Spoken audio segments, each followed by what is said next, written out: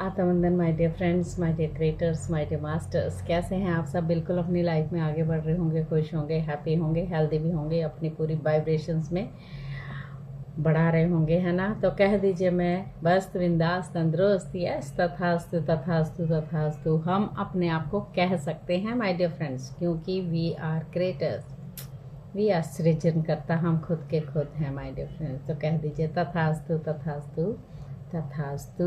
Yes masters. पहले तो मैं Ranjana Sharma lotus calling channel से कर लीजिए सब्सक्राइब, लाइक एंड शेयर। अच्छी बात है, कर लेंगे तो अच्छा है। दूसरे एक दूसरे को बांट लेंगे, वो बहुत ही अच्छा है, ये ज़रूरी है। तो फिर मैं आपके लिए ये बुक जो एक आत्मा की यात्रा वो सुना रही हूँ माय डियर फ्रेंड्स। उस बुक को सुनाने का पर्पज़ मेरा ये है कि हम सब कैसे कैसे अपनी आत्मा की यात्रा करते हैं और कैसे सूक्ष्म लोक में हमारा बर्ताव कैसा होता है। और हम यहाँ पर डर डर के हमारी प्रॉब्लम्स हमें सॉल्व करनी पड़ती है कि या हमने ऐसा कर्म किया तो हम मर जाएंगे, तो ये हो जाएगा, वो हो जाएगा। ऐसा कुछ नहीं होता। हम क्रिएटर हैं, वहाँ जाके भी हम अपनी ज़िंदगी को, कोई भी चीज़ को क्रिएट करते हैं माय डियर फ्रेंड्स। वो ज़िंदगी जो जैसा क्रिएट करेंगे वैसा ही आपको फल वहाँ मिलता है। इसमें आपको बताया गया है कि जो शराबियों के साथ, या जो मैंने अभी बताया, अलग अलग मनुष्य अलग अलग लोगों के साथ कैसा कैसा होता है। जब हम अपनी इच्छाएं लेके बैठे रहते हैं तो हम बीच में मझधार में फंस जाते हैं। आफ्टर डेथ, मरने के बाद तो हम लटकते ही रह जाते हैं। ना हम सूक्ष्म यात्रा में ना सूक्ष्म लोक में जा पाते हैं, ना हम धरती में रह पाते हैं। तो हमारा जन्म होना बहुत सालों बाद कहीं जाके हमारा आगे बढ़ना होता है। विकसित हम कैसे हो सकते हैं माय डियर फ्रेंड्स। तो इसमें एक बात आगे और बताई गई है। उन्होंने एक और उदाहरण दिया है कि एक व्यवसाय था, एक व्यवसाय यानी एक बिजनेसमैन था। बिजनेसमैन ने वो एक अपनी प्रतिद्वंदी के साथ क्या किया, उसने उसको तबाह कर दिया। तबाह करने का मतलब उसके साथ बहुत बुरा बर्ताव किया। और उस बुरे बर्ताव में उसने फिर उसके फ्रेंड्स ने उसको बोला कि तुमने गलत किया। उन्होंने आलोचना की इस चीज़ की, तुमने गलत किया। उसने बोला मैंने गलत नहीं किया, मैं भी अपनी ज़िंदगी में इन कठिनाइयों से गुजर चुका हूँ। तो मैंने जो सीखा ये भी सीखेगा, तभी आगे बढ़ पाएगा इसकी सफलता के लिए।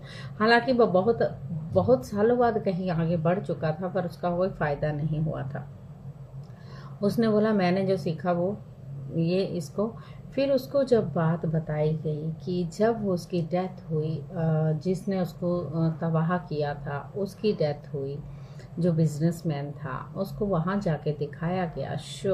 हमें एक स्क्रीन पर एक हमारी मूवी दिखाई जाती है माय डियर फ्रेंड्स, मरने के बाद, कि आपने क्या क्या क्या क्या किया, एक एक शब्द कैसा बोला, कैसा वर्ड किसी के लिए कैसा बोला, और क्या क्या किया किसके साथ। उन्होंने जब दिखाया कि वो बंदा जिसके साथ इसने बहुत बुरा व्यवहार किया था, उसका जीवन काल में अभी किसी भी बर्ताव में वो दोबारा नहीं सोचा, उसने कभी भी नहीं सोचा था। प्रायश्चित गृह में उसको जब हम प्रायश्चित करते हैं वहाँ दिखाया गया, तो बिल्कुल अलग किस्म का उसका अनुभव रहा कि ये क्या किया मैंने। अब वह व्यक्ति इस अवस्था में दिखा कि वह अभी अभी बर्बाद हुआ था। ऐसे दिखा जब इसने इसको उसके साथ बुरा बर्ताव किया, वो बर्बाद हुआ था। उस अवस्था में उसको दिखा कि वह घर जाकर अपने पत्नी से अपने दुर्भाग्य की कहानी बता रहा है, वो व्यक्ति जिसके साथ उसने बुरा किया। उसे ये भी दिखाया गया उस व्यवसायी का बेटा जो था, अभी यूनिवर्सिटी में अपना करियर ही शुरू कर रहा था, कोई कोर्स उसने कर ही नहीं पाया। इसी बीच उसे पढ़ाई भी छोड़नी पड़ी, नौकरी ढूंढनी पड़ी। वह भी उसे क्लर्क की नौकरी मिली। पिता ने भी कोशिश की, संभला, फिर खड़ा हुआ। समय के साथ साथ वो रईस भी बन गया, बहुत कोशिशों के बावजूद। पर बेटे के लिए समय निकल चुका था माय डियर फ्रेंड्स। वो बेटा अब वहां से आगे बहुत निकल चुका था। उसका क्या हुआ बोलते, वह बहुत कटु हो चुका था। वो लड़का जो है ना, भाग्य ने क्या खेल खेला उसके साथ। So sorry guys. इसलिए अपने व्यवसाय में सेट होकर कुछ करने की अपेक्षा वह बुरी संगति में पड़ गया और जल्दी जल्दी गलत तरीकों से पैसे बनाने लगा और जेल में पहुंच गया। इसी हिसाब से माँ का दिल का दौरा पड़ने से देहांत हो गया कि बेटा क्या करने से क्या हो गया उसका। और पूरे परिप्रेक्ष्य में जब उसे ये दिखाई गई तो लगा कि ये बहुत बड़ी त्रासदी हो गई। उसने ये कहा कि मैंने क्या कर दिया उन लोगों के साथ, ये मेरे से बहुत क्रूर व्यवसाय को अब ये लगा कि उसके लालच की वजह से उसके द्वारा लिए गए एक गलत फैसले ने सिर्फ एक व्यक्ति का व्यापार नष्ट हुआ, बल्कि एक स्त्री की मृत्यु हुई और एक जवान जो युवक था यानी यंग बॉय को उसका भविष्य भी उसकी वजह से डूब गया। दूसरी ओर हम अपने सभी कर्मों का परिणाम देखते हैं, हम में से कुछ देखकर दुखी नहीं होते, ये जरूर सोच लेते हैं कभी कभी कि हम आगे से ऐसा नहीं करेंगे। पर हमारे रवैये में परिवर्तन लाना ही इस प्रायश्चित ग्रह का उद्देश्य है। एक बार सोचने का तरीका बदल जाए तो बस इस सुधार ग्रह का काम पूरा हो गया। ऐसे सबक अच्छी तरह सीख लेने के बाद इतना तो सुनिश्चित हो जाता है कि आगामी कुछ जन्मों के बाद सूक्ष्म जगत के निम्न स्तर से पार होने में थोड़ा ज्यादा समय लग सकता है। फिर हम एक सबक एक ही बार में सीखते हैं। अगर हमारे आचरण में बदलाव आ जाता है तो भविष्य में बहुत तकलीफ और यातना सहने से हम बच जाते हैं माय डियर फ्रेंड्स। नहीं तो वो ही हमारा चलता रहता है, वहाँ पर ये नहीं किया वो नहीं किया, वो हम क्रिएट करते रहते हैं, वहाँ ही दुखी होते रहते। इतना दुख आता है कि हमने क्या क्या जिंदगी में किया और क्या करना चाहिए था। सामान्य और सामान्य से सामान्य तथा सामान्य और सामान्य से भी कम स्तर के व्यक्तियों के अनुभव उनके पृथ्वी पर बिताए जन्मों के अनुरूप होते हैं। इसी तरह बुद्धिजीवी लोगों अथवा सामान्य से ऊपर के लोगों के अनुभव वही उनके द्वारा बिताए गए जन्मों के अनुरूप होते हैं। ऐसे लोग सूक्ष्म जगत के निम्न से लेकर उच्चतर स्तरों को आसानी से तेजी से पार कर जाते हैं। इसके बाद वे न केवल अपनी रुचि के कामों को प्रयोग में लाते हैं, बल्कि समान रुचि वाले शिक्षार्थी भी जुटा लेते हैं। ऐसे समूह कहाँ अक्सर दिखाई देते हैं? वैज्ञानिक अपने शिक्षार्थियों के समूह के साथ एक गणितज्ञ के एक छोटे समूह के साथ होगा। ये शिक्षार्थी भौतिक जगत से कहीं अधिक सुविधाजनक तरीके से सूक्ष्म जगत में काम कर पाते हैं, क्योंकि अब प्रयोग करने से वहाँ 4 आयामी 4 यानी डायमेंशन अंतरिक्ष मौजूद रहता है। चौथा डायमेंशन जिसको बोलते हैं सूक्ष्म, कहाँ हम जाते हैं? 4th डायमेंशन पे। अभी हम कहाँ हैं? 3rd डायमेंशन पे। और ये जो धरती शिफ्ट हो रही है 5th डायमेंशन पे। तो आप बोले धरती शिफ्ट हो रही है, नहीं पता आपको? पता कीजिए, हो रही है शिफ्ट। Okay, yes. इसीलिए तो लोगों को बोला गया कि अपनी प्रगति की तरफ बढ़िए, अपने आप को संजोइए, अपने आप को भगवान के जुड़ने से महत्व समझिए, इधर उधर की इच्छाएं पाल के मत बैठिए, जो करना है अच्छे से कीजिए और जिसकी हेल्प कर सकते हो उसकी कीजिए। तो दुनिया भर में संगीत को ही नहीं बल्कि प्रकृति के संगीत को भी, समुद्र से लेकर पवन के तथा ग्रह नक्षत्रों के संगीत को भी नवमंडल का एक संगीत होता है। और ग्रह नक्षत्र तेजी के साथ अंतरिक्ष में घूमते हैं, उनका भी एक संगीत होता है। इस बार में आप बोलते हैं ना कि नाद सुनाई दिया, तो ब्रह्मांड में भी वो नाद चलता रहता है। जब बहुत सारी साधना के आगे हम जुड़ जाते हैं तो हमें वो नाद हमारे इन कानों से सुनाई देता है माय डियर फ्रेंड्स। परंतु अभी तक हम उसके गौरव के बारे में इतना कम जानते हैं जितना हमारे जीवन में एक नवजात चींटी जानती होगी। संगीतज्ञ को संगीत के महान फरिश्ते वहाँ भी मिल जाते हैं, क्योंकि वे जीवित ही संगीत के लिए रहते हैं। लोग तो ऐसे जीवित होते हैं संगीत के लिए ही रहते हैं, तो वहाँ वे संगीतकार ही बने रहते हैं माय डियर फ्रेंड्स। वे स्वयं को संगीत के द्वारा इस संगीत के लिए ही व्यक्त करते रहते हैं। उनके लिए संगीत ऐसे है जैसे हमारे लिए भाषा। उनके बारे में मैं तुम्हें बाद में बताऊंगा। उसने बोला पीटर से, अध्यात्मक में रुचि रखने वाला व्यक्ति जितने गंभीर विषयों का मनन किया है, आनंद प्रतीक्षा में बैठा है, जीवन काल में उसे विश्वास और अपनी तर्क शक्ति पर निर्भर करना पड़ा था, परंतु वह अब इस सिद्धांतों की सच्चाई को प्रमाणित कर सकता है जिनका उसने संसार में अध्ययन किया था। ऐसे मनुष्य को ये ज्ञान कितना सुख और शांति प्रदान करेगा, ये समझना कठिन है। अभी तक ये अंधकार से जूझ रहा था, पर अब उसे कुछ रोशनी की किरण नजर आएगी। तो कहते हैं एक परोपकारी व्यक्ति जिसने पूरा जीवन एक ही बात सोची कि एक ही लक्ष्य सामने रखा कि सह मानवों की मदद करूंगा मैं, और शायद वहां सबसे अधिक अवसर सुलभ है, क्योंकि अब उसके पास बहुत समय है दूसरों की मदद करने का, जिन्हें उसकी सेवाओं की ज़रूरत है, उन्हें आराम पहुंचाने का। अगर वह उन लोगों की सहायता करने का जिम्मा लेता है तो अभी अभी उस दुनिया में आए हैं, तो उस सूक्ष्म जगत में बिताए जाने वाले अपने जीवन का एक एक मिनट व्यस्त रहना होगा। युद्ध के समय में ये काम और भी बढ़ जाता है, क्योंकि नादान अधिक और सहायता करने वाले कम होते हैं। नादान अधिक होते हैं, सहायता करने वाले बहुत कम होते हैं। ये बताया गया है जो लोग इस काम में स्वयं को लगा देते हैं और उन्हें बहुत पुण्य मिलता है, और वे इस स्वर्णिम अवसर का लाभ भी उठाते हैं। कुछ लोग ऐसे हैं। इसलिए मैं कहता हूँ ज्ञान अर्जित करो, सिर्फ अपने लिए नहीं बल्कि इसलिए भी इस प्रकार तुम अपने भाई बंदियों की मदद कर सकते हो जो दुखी हैं। इस प्रकार तुम विकास की इस महान व्यवस्था में भागीदारी बन सकोगे और प्रत्येक विचारशील व्यक्ति की भांति अज्ञानियों के लिए एक सहायक पथ प्रदर्शक का काम भी कर सकोगे।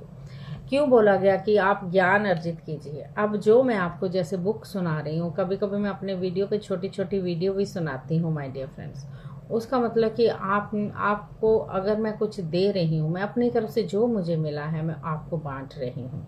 आपका फर्ज है कि आप दूसरों को बांटें। दूसरों को बांटने का मतलब कि आपने अपनी तरफ से दूसरों को भी ये ज्ञान बरसाया है, तो पुण्य आपको भी मिलेगा मेरे साथ साथ। ठीक है, इसके लिए क्या करना होता है? चैनल को सब्सक्राइब, लाइक एंड शेयर करने का मतलब कि सुनिए, इसमें बहुत कुछ तथ्य है जो हमें पता नहीं होते। तो बहुत सारी चीज़ें पॉडकास्ट में जुड़ी हुई चीज़ें आ रही हैं, आगे से आगे ये होगा वो होगा, बहुत कुछ दिखाया जा रहा है माय डियर फ्रेंड्स। और डेफिनेटली आज ही क्यों, ये पहले क्यों नहीं था? कोई ये 2024 के बाद ही क्यों शुरू हुआ? कोरोना के बाद ही ऐसी चीज़ें क्यों शुरू हुई? क्योंकि युग परिवर्तन डेफिनेटली है माय डियर फ्रेंड्स। ये धरती जा रही है 5th डायमेंशन की, और 4th डायमेंशन छोड़ के 5th। हम मरने वाले लोग तो जाएंगे 4th डायमेंशन में। जब हम अच्छे कार्य करेंगे तो इसी शरीर के साथ हम जाएंगे 5th डायमेंशन में।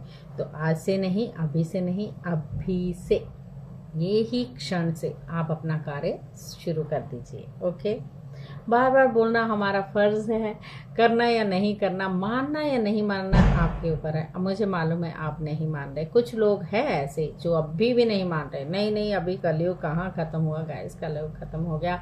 उसके बीच में संगम जो चलता है ना, वो झूला झुला रहा है आप सबको। तो देखते जाइए ये 5-7 साल आपको कहाँ से कहाँ ले। इतने साल अगर आप ऐसे ही बैठे हो तो डेफिनेटली आप अपने आप से आज भी जुड़ सकते हैं। मौका दिया है यूनिवर्स ने जुड़ने का, अपनी हायर फ्रिक्वेंसी में रहने का। ऐसी हायर फ्रिक्वेंसी बढ़ाएं, ऐसा अपने आप को स्ट्रॉन्ग करें, अपना ऑरा इतना मजबूत करें कि आगे वाला सोचे वाह इसका ऑरा देखने में कितना सुंदर है, क्योंकि वो अपना ऑरा दूसरों को पहले ही अट्रैक्ट करने लगता है। तो इतना आपको मजबूत बनना है, और फिर वो यूनिवर्स जो वो देखेगा ना, वाओ बोलेंगे ये है इंसान, वाओ इसके साथ तो मैं जुड़ूंगा ही जुड़ूंगा। तो यूनिवर्स विद यू गाइस। तो ये चीज़ें बताई जा रही हैं। वो उन्होंने बोला कि एक परोपकारी व्यक्ति की बात हम कर रहे थे, थोड़ी सी बीच में मैं अटक गई आपके साथ, और कि उस दुनिया में आए हैं सूक्ष्म जगत में बिताए जाने वाले अपने जीवन का एक एक मिनट व्यस्त रहना होगा। युद्ध के समय में ये काम और भी बढ़ जाता है, क्योंकि नादान अधिक होते हैं और सहायता करने वाले कम होते हैं। मीन्स जो लोग इस काम में स्वयं को लगा देते हैं उन्हें पुण्य मिलता है, मैं जो बता चुकी हूँ आपको। तो तुम विकास की इस महान व्यवस्था में भागीदार बन सकोगे और प्रत्येक विचारशील व्यक्ति की भांति अज्ञानियों के लिए एक सहायक व पथ प्रदर्शक का काम भी कर सकोगे। आज मैं तुम्हें सूक्ष्म जगत के सबसे अधिक सुखद भाग का विवरण दूंगा, क्योंकि अब मैं बच्चों की बात करूंगा। उन्होंने बताया कि इस संसार की सबसे सुंदर रचना है बच्चे। किसी ऐसे परिवार के साथ क्रिसमस मनाना, जहाँ पर बच्चे ना हो, ये समझने के लिए ज़रूरी कि उनकी किलकारियाँ, शोरगुल, खेल कूद इस त्योहार को कितना सुखद बना देते हैं वो बच्चे। उनके बिना कुछ भी वैसा नहीं रहता, घर बेजान लगता है दुनिया में कहीं खुशी का कहीं नाम ही नहीं है। दुनिया में बच्चों की हंसती गाती आवाज़ें सबसे अद्भुत और सुखद वस्तु है। इस बात को सबसे ज़्यादा वे लोग याद रखते हैं जिन्होंने कभी इस चीज़ का अनुभव किया था। पर समय बीतने के साथ जब बच्चे व्यस्त, अभी लोगों की जैसे जैसे समय बीता, बच्चे भी कहीं ना कहीं खो चुके हैं माय डियर फ्रेंड्स। लगता है कि बच्चे ही सब वास्तव में ऐसे प्राणी हैं जो दुनिया में आनंद का सही अर्थ जानते हैं। बच्चों को हम इतना प्रेशर में रखा है हम अपने आप ही थोपने लग गए बच्चों को। बच्चे तू ये नहीं करेगा वो करेगा, तुझे आईएएस बनना है, तुझे इंजीनियरिंग करनी है, तुझे वो करना है। हाँ, बच्चे को तो पूछे नहीं, बच्चा तू क्या चाहता है करना। तो हम लोग अपनी तरफ से बच्चों को कंफ्यूज इतना कर देते हैं, तभी तो सुसाइडल केस हो रहे माय डियर फ्रेंड। इतना प्रेशर समाज ने, पेरेंट्स ने, मतलब कि क्या बोलूं, रिश्तों ने इतना बच्चों को प्रेशराइज कर दिया है कि बच्चे कहाँ जाएंगे। बच्चा सोच सोच के थक जाता है कि मैं क्या करूं क्या नहीं। अव्वल दर्जे का नंबर यानी टॉपर बच्चे भी ये सुसाइड केस कर रहे हैं, आजकल सुसाइड कर रहे हैं। तो आपको क्या लगता है, सुसाइड करना बहुत अच्छी चीज़ है? My dear friends, suicide is very very, पाप नहीं बोल सकते इसको, बोलते हैं कभी जन्म नहीं मिलेगा। हम लोग तो अपनी कहानियाँ करके चले जाएंगे, अपने सिद्धांत कर्म जो भी गलत सही करके निकल जाएंगे, फिर से जन्म लेंगे अपना अनुभव पाने के लिए, अगेन फिर से रिपीट करने के लिए। तो बच्चे जो भी बच्चे ही नहीं, जो भी लोग सुसाइड करते हैं उनके लिए बता दूं कि वो वहीं लटके रहते हैं, कई हजार सालों तक उनका जन्म नहीं होता। ये बात याद रखिएगा। सुसाइड करने से पहले 10 बार सोचिएगा, ये मैं करने जा रहा हूँ क्या मेरी सोल के लिए अच्छा है। धरती पे देखिए, शरीर तो हम सब ने छोड़ के जाना है। अब मैं इतना ही आज बोलूँगी आपके लिए, क्योंकि बुक में कल सुनाऊंगी। मेरी बात अब ख़त्म नहीं हुई, ज़रा बड़े ध्यान से सुनिए कि हम अपने बच्चों के साथ क्या कर रहे हैं। हर चीज़ में बच्चों को रोका टोकी करना, ठीक है, वो भी सही नहीं है। बच्चों को प्यार से समझाइए, मार से नहीं समझाइए, डांट से नहीं समझाइए, आंखों से नहीं समझाइए। बच्चों के साथ एक बार बच्चा बन जाइए ना। मैंने भी गलती की अपने बच्चों के साथ, कभी कभी स्ट्रिक्ट होके, कभी कभी मैं स्ट्रिक्ट हो जाती थी बच्चों के साथ। मैं तो फॉरगिवनेस करती हूँ अपने बच्चों के साथ। कभी कभी स्ट्रिक्ट होना मेरे लिए भी, जब मैंने अभी सीखा इन चीज़ों को, जो मुझे लगा नहीं, बहुत अच्छा नहीं होता ये सब करना, कि बच्चे इतने प्रेशराइज होते, मम्मी पापा से कोई बात ही नहीं कर पाते, तो अंदर ही अंदर घुलते रहते हैं और फिर निकल जाते हैं। माँ बाप ने पाला, इतना बड़ा बच्चा किया, कॉलेज भी कर लिया, अब बच्चों को पूछे तू कुछ नहीं कर रहा है, तो कुछ नहीं कर रहा है। अरे भाई, उसको कर रहा है, वो कर भी रहा होगा। हम जज करते हैं, हम कंप्लेन करते हैं, तू ऐसा है, तू वैसा है, तू ऐसी है, तू वैसी है, ये करेगी वो करेगी। हम बोलते बच्चा खराब हो जाएगा। बच्चे जितना हम बच्चों को ये करते हैं ना कि प्रेशराइज, जिसको बोलते प्रेशर, ये तो कर रहे हैं और क्या कर रहे हैं। बच्चों के दिमाग से मत खेलिए माय डियर फ्रेंड्स। प्यार से एक फ्रेंड बनकर, अगर आप मदर हैं तो मदर फ्रेंड बन के, पिताजी हैं तो पिता फ्रेंड बन के ही बच्चों के साथ बात कर सकते हैं आप। क्योंकि ठीक है बेटा, जो तुमने करना वो करो, लेकिन बड़े ढंग से करो। वो प्यार से हर चीज़ समझाई जा सकती है। एक फ्रेंड के तौर पे भी एक बच्चे का फ्रेंड बनना कितना महत्वपूर्ण है, कितना अच्छा है। फिर वो बच्चों ने, मेरे मम्मी पापा तो बहुत कूल है यार, ऐसे बोलते हैं बच्चे। तो अपनी ज़िंदगी में हम सब ने ये, क्योंकि ये टाइम ऐसा है कि हम सबको गुस्सा आना जायज़ है, आग बबूला होना जायज़ है, क्योंकि स्थितियां ऐसी होती हैं। पैसा नहीं होता पास में और लोगों को लगता पैसा पैसा पैसा पैसा, नहीं कैसे करेंगे, कैसा आटे दाल आएगा, ये होगा, ये कुछ नहीं करता, ये सोया रहता है, ये वो, मतलब करके हम गुस्सा होते हैं। ये कहते हैं लोग, कहेंगे मुझे कहना आसान है माय डियर फ्रेंड्स, बिल्कुल कहना आसान है, मैं भी इस चीज़ को मानती हूँ। लेकिन आप एक बात बताइए, गुस्सा करके मारने से, बच्चों को प्रेशर देने से आप क्या करोगे, है ना। उसी चीज़ को अगर प्यार से बोलेंगे, अगर उसी चीज़ को एक फ्रेंडशिप के साथ बोलेंगे, तो वो बच्चे आपके आगे भी जाएंगे और सुनेंगे भी आपकी बात। यस, क्योंकि बहुत सारी चीज़ें हम कर लेते हैं माय डियर फ्रेंड्स, तो हमें बिल्कुल अपने बच्चों को एक तो प्रेशराइज नहीं करना है। बच्चे जो आज के आए हैं, अभी जो बच्चे पैदा हुए हैं, वो बहुत न्यू एनर्जी मास्टर्स हैं, उन्हें हमसे ज़्यादा पता है। मैंने तो ये देखा है आजकल बच्चे पैदा होते ही 2 साल में, 2 साल का हुआ नहीं, अगर उसके हाथों में मोबाइल आ जाएगा वो सब कुछ सीख लेता है माय डियर फ्रेंड्स। हमसे ज़्यादा वो सीख लेता है कैसे चलाना है इसको। 2 इयर्स ओल्ड, मैंने अपनी आंखों से देखा है, ये तो सामने की बात है मेरी,